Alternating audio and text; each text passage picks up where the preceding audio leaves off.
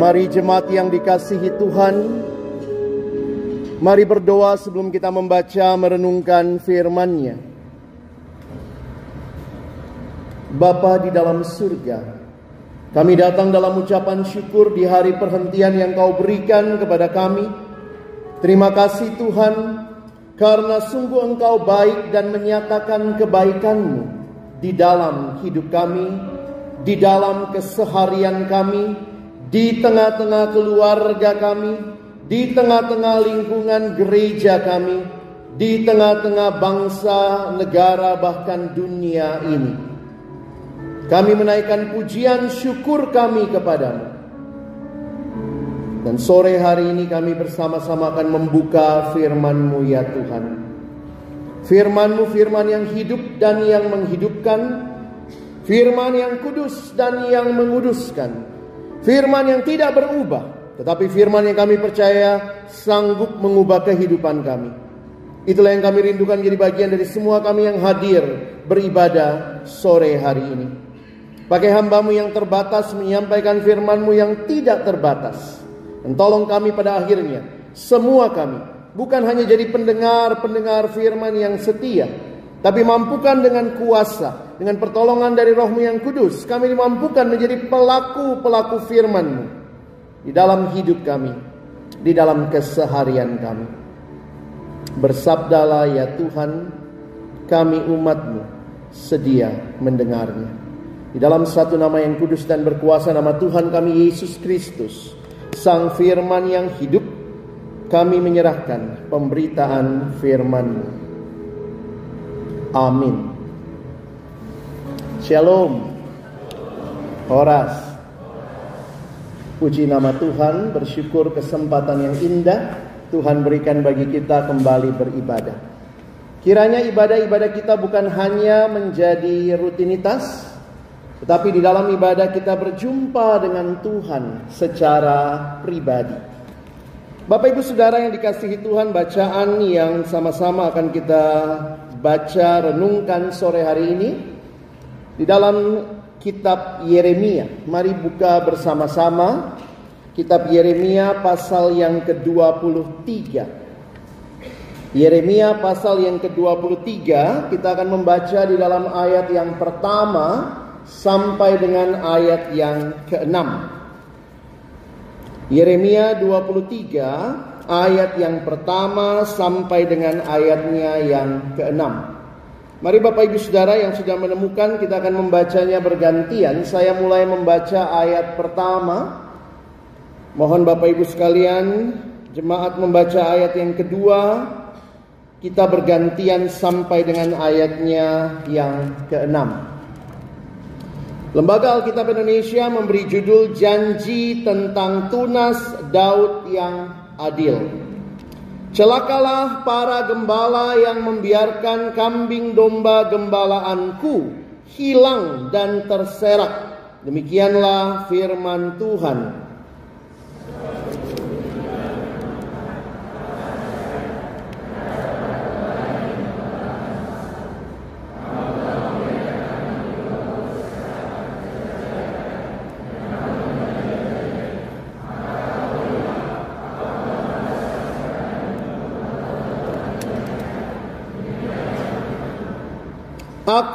Aku sendiri akan mengumpulkan sisa-sisa kambing dombaku dari segala negeri kemana aku mencerai beraikan mereka, dan aku akan membawa mereka kembali ke padang mereka.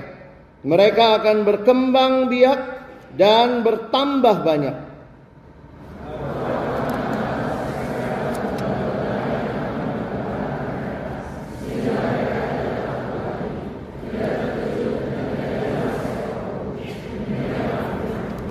Sesungguhnya waktunya akan datang, demikianlah firman Tuhan, bahwa aku akan menumbuhkan tunas adil bagi Daud. Ia akan memerintah sebagai raja yang bijaksana dan akan melakukan keadilan dan kebenaran di negeri.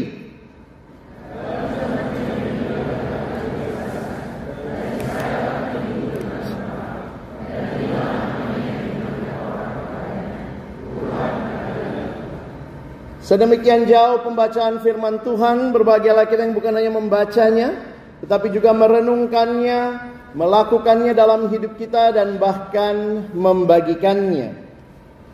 Saudara yang dikasihi Tuhan, gambaran gembala dan domba sangat kental di dalam Alkitab kita. Bahkan dalam lagu-lagu yang hari ini kita nyanyikan tadi ya.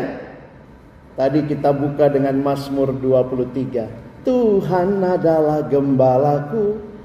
Kita nyanyi lagi. Tuhan, Kau gembala kami.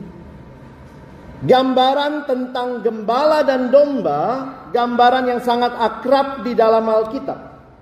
Gembala menggambarkan yang memimpin, domba menggambarkan yang dipimpin.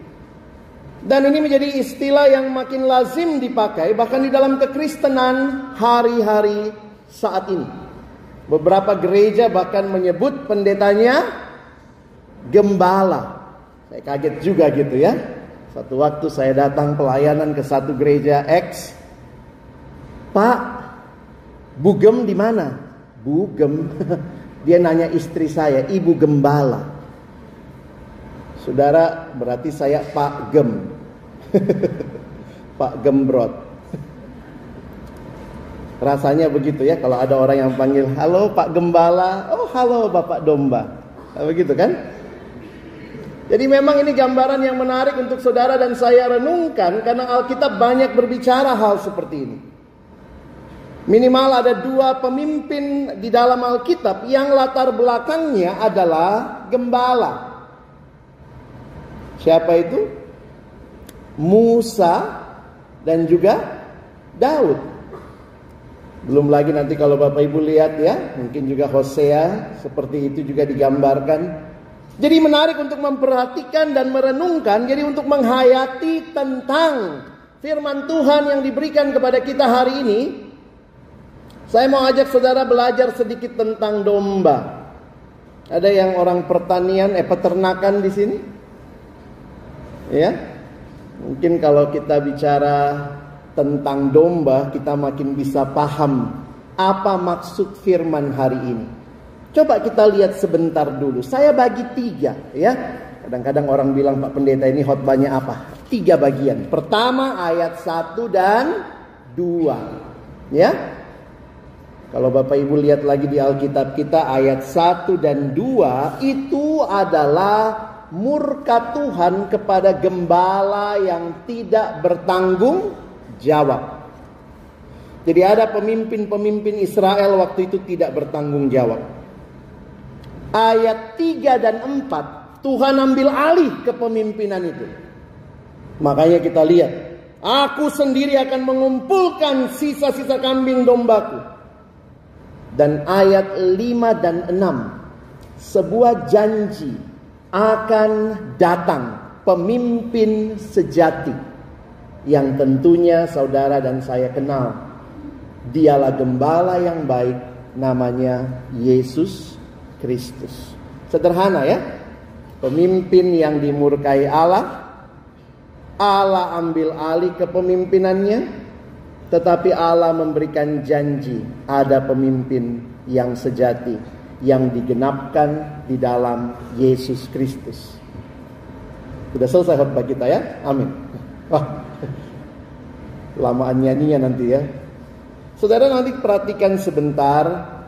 Boleh saya tanya, berapa banyak dari Bapak Ibu Saudara ada yang pelihara domba di sini?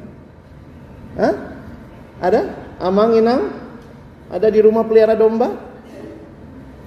Kalau mau lebih hayati Alkitab, ini usul saya sebagai pendeta ya, peliharalah domba kita.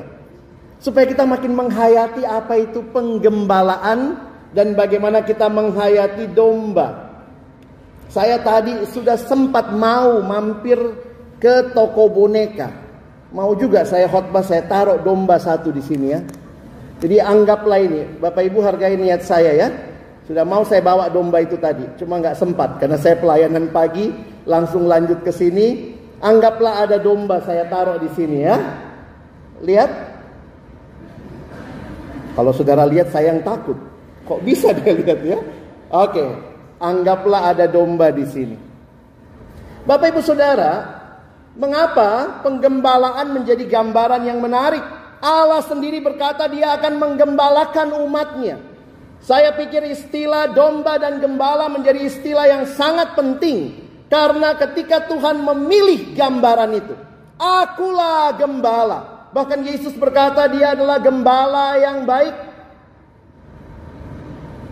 Dan domba. Saudara, menarik untuk memperhatikan soal domba ya. Saya belajar cukup dalam tentang domba ketika pertama kali khotbah Mazmur 23. Apa itu saudara? Domba itu ternyata hewan yang punya kekuatan. Kita mulai sama kekuatan dulu ya. Jadi jangan terlalu protes kelemahannya dulu. Kekuatannya dulu. Domba itu kuat sekali berdiri. Kaget mungkin Bapak Ibu ya. Ternyata domba itu hewan yang kuat berdiri. Jadi menariknya domba itu kuat berdiri, tapi juga kekuatan kedua, kuat makan. Itu kekuatan apa kelemahan ya? Kuat berdiri, kuat makan. Jadi ternyata waktu saya pelajari, domba itu hanya mau berbaring kalau sudah cukup makan. Itulah domba. Dia hanya mau berbaring kalau cukup makan. Agak beda sama anjing ya. Kita kan rata-rata pelihara anjing mungkin ya. Anjing atas kita, asal kita gini-gini, kata-kata langsung berbaring dia. Itulah anjing. Domba tidak begitu Bapak Ibu. Domba hanya mau berbaring kalau cukup makan. Sementara jangan lupa makannya banyak. Ya, makan. Sehingga menarik memperhatikan memang ini kekuatan yang unik. Di samping juga domba ternyata hewan yang paling lemah secara umum kalau kita perhatikan. Domba itu Bapak Ibu ternyata rabun. Dia hanya bisa lihat beberapa meter di mukanya dia. Jadi kalau pakai kacamata itu minus berapa itu? Cuma bisa lihat 2-3 meter di depannya. Itulah domba. Jadi bayangkan dia rabun, ditambah lagi dia bodoh. Rabun, bodoh, kuat makan, kuat berdiri. Tambah banyak deskripsi domba, tambah saya merasa kok aku itu ya. Rabun, kuat makan, udah enggak sekarang ya. Kuat berdiri, iya ya, enak ya Bapak Ibu dengar khotbah duduk ya, amang-inang ya. Saya yang berdiri ya. Apalagi yang kita dapat tentang domba. Domba itu hewan yang penakut Bapak Ibu. Dia sangat takut kepada suara-suara yang bising. Bahkan air yang beriak-riak nggak mau minum domba itu di situ.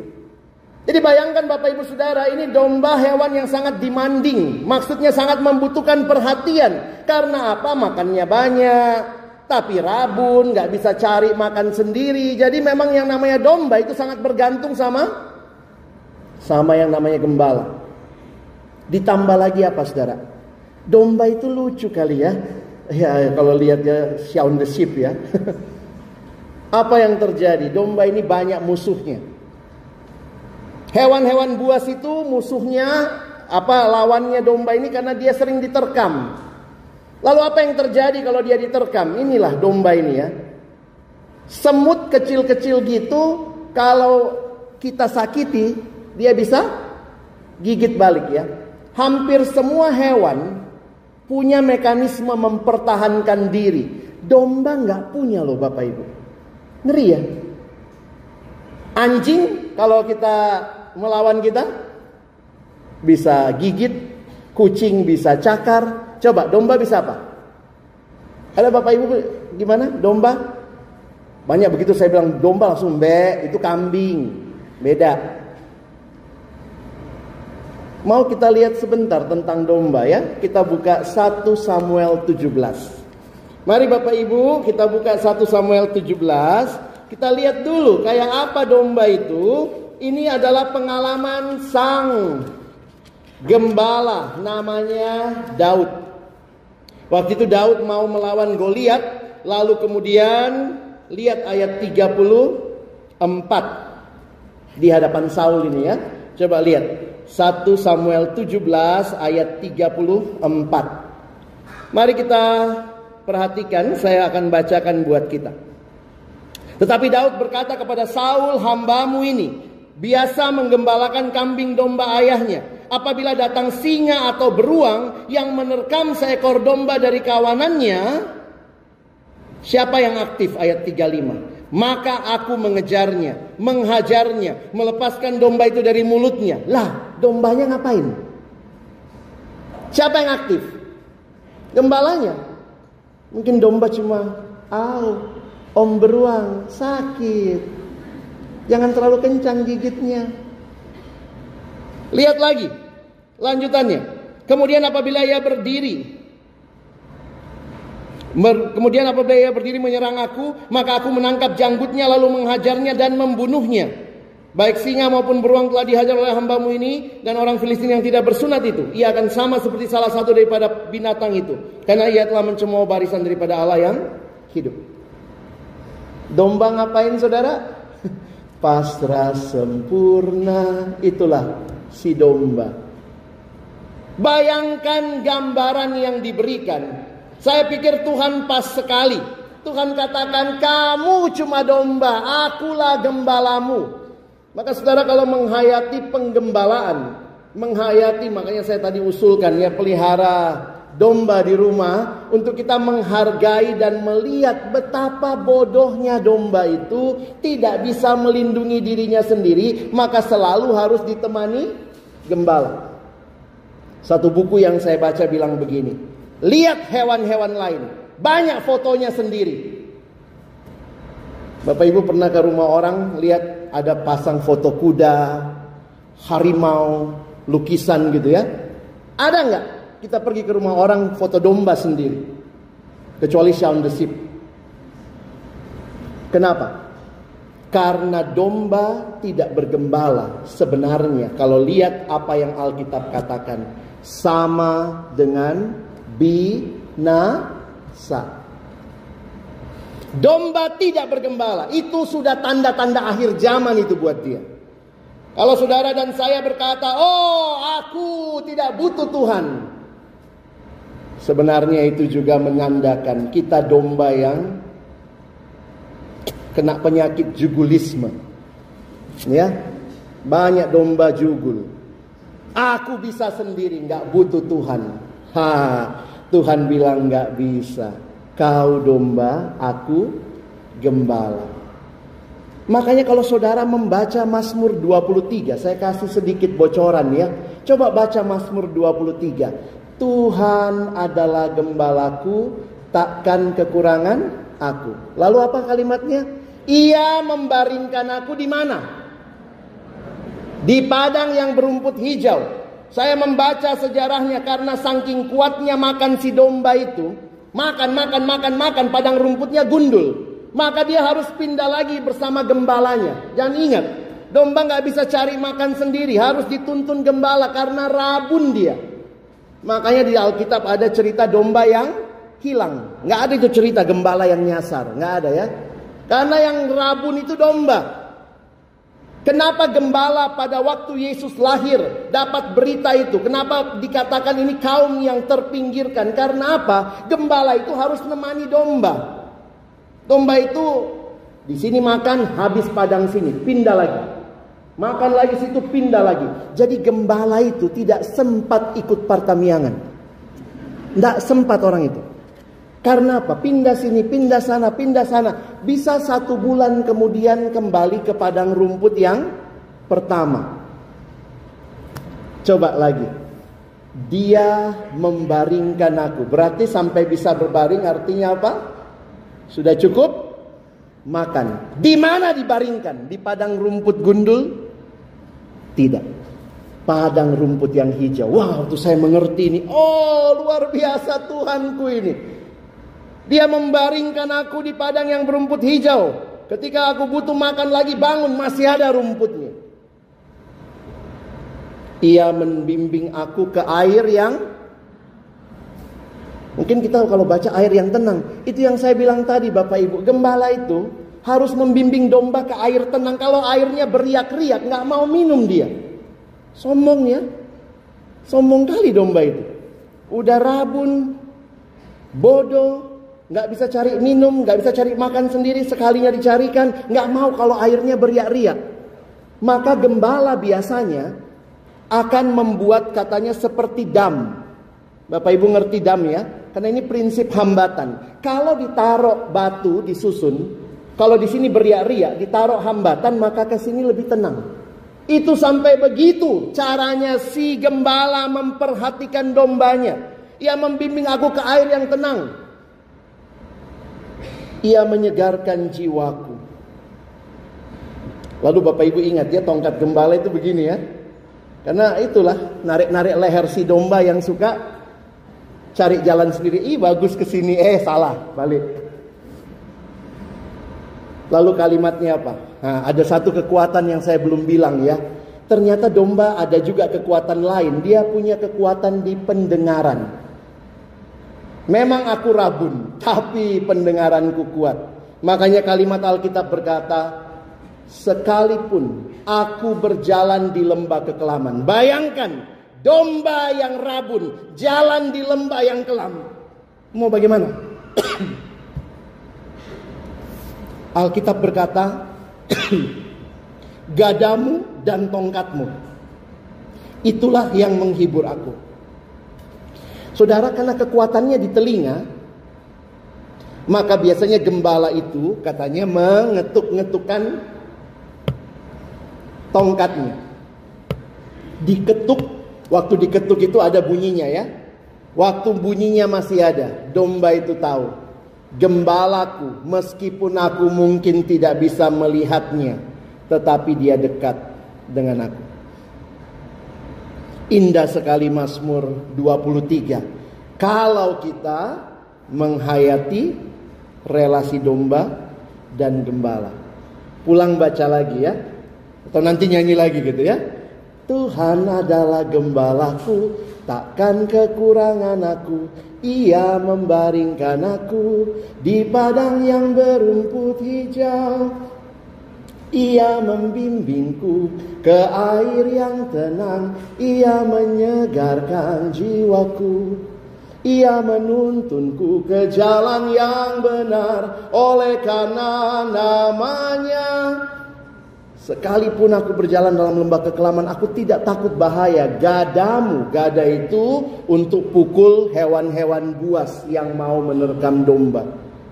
Tongkat itu diketuk-ketukkan supaya sang domba tahu gembalanya dekat dengan dia. Sekalipun aku berjalan dalam lembah kekelaman. Makanya Bapak Ibu sekarang baca ya. Saya harap kita buka lagi Alkitab kita. Kita selesaikan khotbah ini dengan membacanya. Apa maksudnya? Waktu Tuhan marah sama gembala-gembala yang tidak menggembalakan domba.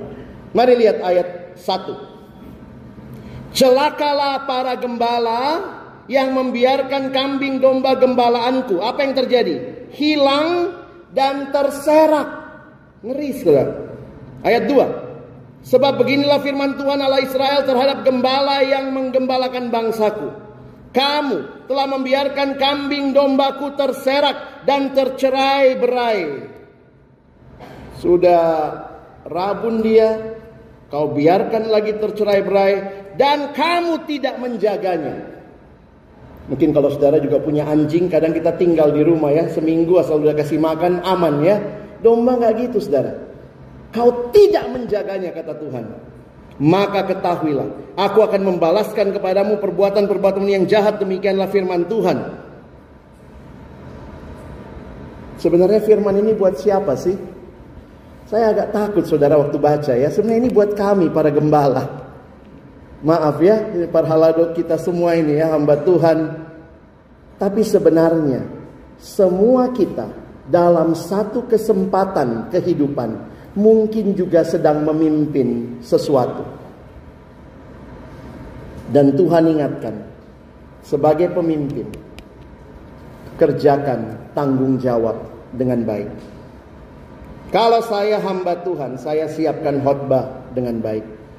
Kalau Bapak Ibu kepala rumah tangga, bertanggung jawablah. dalam bagianmu masing-masing. Tuhan marah sama umat yang ada pemimpinnya, tapi tidak menjalankan apa yang harus dia lakukan. Lalu apa yang terjadi? Perhatikan ayat 3. Aku sendiri akan mengumpulkan sisa-sisa kambing dombaku. Beberapa penafsir mengatakan ini berarti mengembalikan Israel dari pembuangan. Aku kumpulkan mereka dari segala negeri kemana aku mencerai beraikan mereka. Aku akan bawa mereka kembali ke padang. Mereka akan berkembang biak dan bertambah banyak. Berarti apa? Bisa berkembang biak, bisa bertambah banyak, berarti ada keamanan, ada ketenangan, dijamin oleh Sang Gembala. Perhatikan ayat 4. Aku akan mengangkat atas mereka gembala-gembala yang menggembalakan mereka. Nah, ini kalimatnya menarik ya. Kalau kita nggak belajar domba nggak ngerti ini. Sehingga mereka tidak takut lagi, tidak terkejut, dan tidak hilang seekor pun.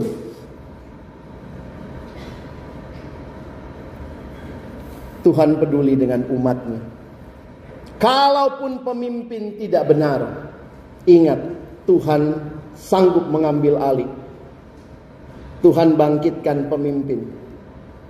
Di dalam konteks ini kalau Bapak Ibu baca lebih jauh, ada yang berkata kemungkinan munculnya Raja Sedekia yang akan melanjutkan untuk memimpin Israel. Sedekia awalnya baik, tapi belakangannya jahat juga. Karena itu perhatikan janji Tuhan. Ayat 5. Sesungguhnya waktunya akan datang. Demikianlah firman Tuhan, bahwa aku akan menumbuhkan tunas adil bagi Daud. Allah peduli dengan umatnya, karena itu dia bangkitkan pemimpin. Kalaupun pemimpinnya nggak benar, ingat, Allah tetap peduli dengan umatnya. Dia bangkitkan lagi pemimpin yang lain. Tapi kita mungkin bilang, aduh pemimpin asal bangkit awalnya bagus, lama-lama jelek Pak Pendeta. Gimana itu? Ingat janji Tuhan, satu waktu kelak ada pemimpin sejati dari keturunan Daud. Perhatikan, ia akan memerintah sebagai raja yang bijaksana dan akan melakukan keadilan dan kebenaran di negeri. Dan inilah pengharapan bagi kita sekalian.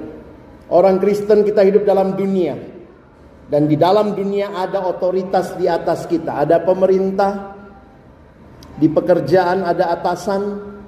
Tapi ingatlah, ketika kita mengalami segala macam pergumulan ketidakadilan, ingat betul, Allah tetap Allah yang memerintah. Dia berjanji Yesus akan datang kedua kali, dan dia akan menggembalakan lagi umatnya sebagaimana seharusnya. Bapak Ibu Saudara, doakan pemimpin gereja kita. Doakan orang-orang Kristen yang mengambil bagian dalam kepemimpinan di bangsa ini. Doakan agar sungguh-sungguh pemimpin-pemimpin ini jadi gembala yang bertanggung jawab. Doakan sintua kita. Doakan semua guru-guru sekolah minggu kita yang memimpin anak-anak kita. Doakan semua pendeta-pendeta kita. Saya nggak tahu berapa banyak Bapak Ibu Saudara yang rajin doakan pendetanya ya. Rajin doakan sintuanya ya. Kadang saya ingat setiap hari Sabtu malam, karena saya sendiri ngalami ya. Pendeta-pendeta itu lagi bergumul, khotbahnya apa besok ya. Berapa banyak yang doakan, berapa banyak yang ingat. Jemaat itu taunya apa? Ih, jelek kali khotbahnya tadi. Betul, itu masukan yang baik buat kami untuk membenahi diri. Tapi berapa banyak juga yang mendoakan persiapan kami, mendoakan guru-guru sekolah minggu yang mengajar anak-anak kita, mendoakan pemimpin-pemimpin di dalam jemaat, mendoakan pemimpin di bangsa ini. Kiranya kita jadi orang-orang yang tidak hanya diam, tapi mengambil bagian di dalam kerinduan ini. Kalaupun tidak ada pemimpin yang sempurna, ingat betul, Yesus berjanji kali kedua dia akan datang memimpin umatnya dengan kesetiaan, kebenaran. Dan kadang ini yang kita rindukan ya. Apakah kita masih merindukan Yesus datang kedua kali? Saya harap ini jadi kerinduan Bapak Ibu Saudara sekalian. Kalau kita doa Bapak kami, kita bilang datanglah kerajaanmu. Saya banyak layani mahasiswa, saya bilang serius kau doa begitu? Iya, Datanglah kerajaanmu. Berarti kau mau Tuhan datang. Jangan dulu bang, belum menikah. Tapi doanya nggak serius dong minta Tuhan datang ya. Di dalam kenyataan dunia yang tidak adil, dunia yang tidak benar, seringkali akhirnya kita berkata, ya Tuhan, biarlah pada waktunya kau datang dan memberikan kebenaran dan keadilan.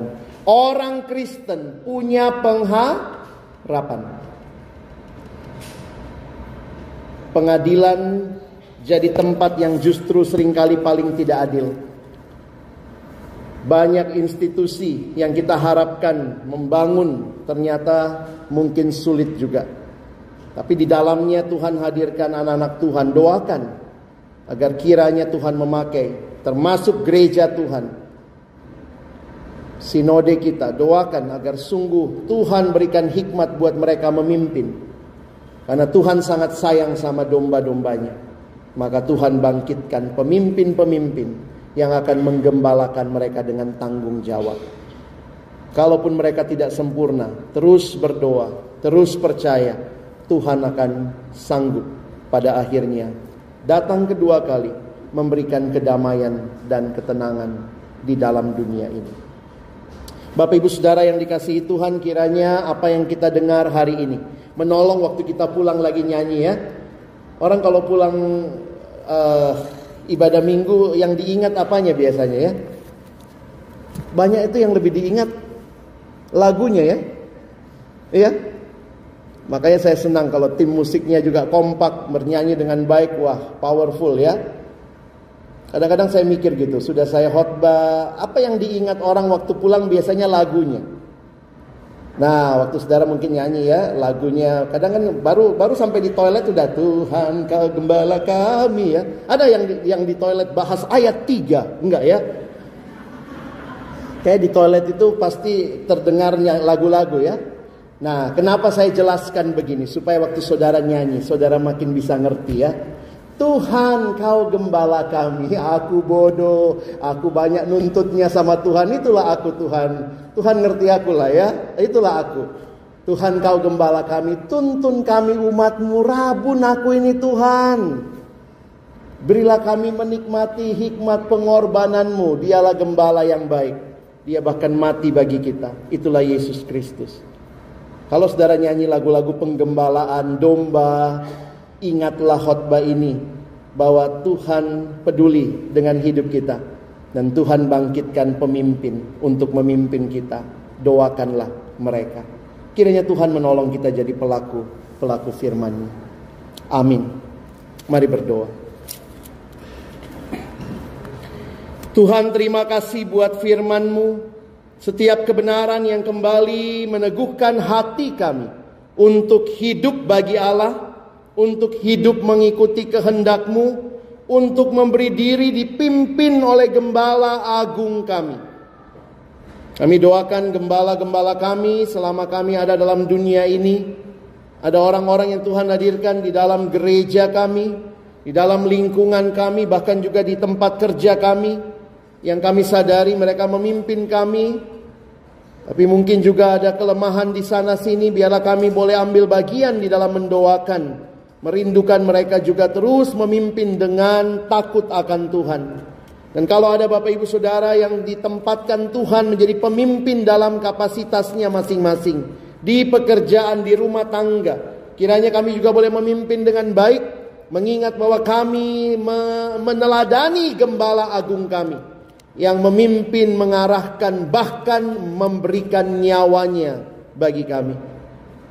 Biarlah kami menjadi pemimpin yang rela berkorban, pemimpin yang tidak menuntut dimengerti tetapi juga belajar mengerti, pemimpin yang pada akhirnya melalui kepemimpinan dan kehidupan kami, orang lain boleh melihat siapa Gembala Agung kami.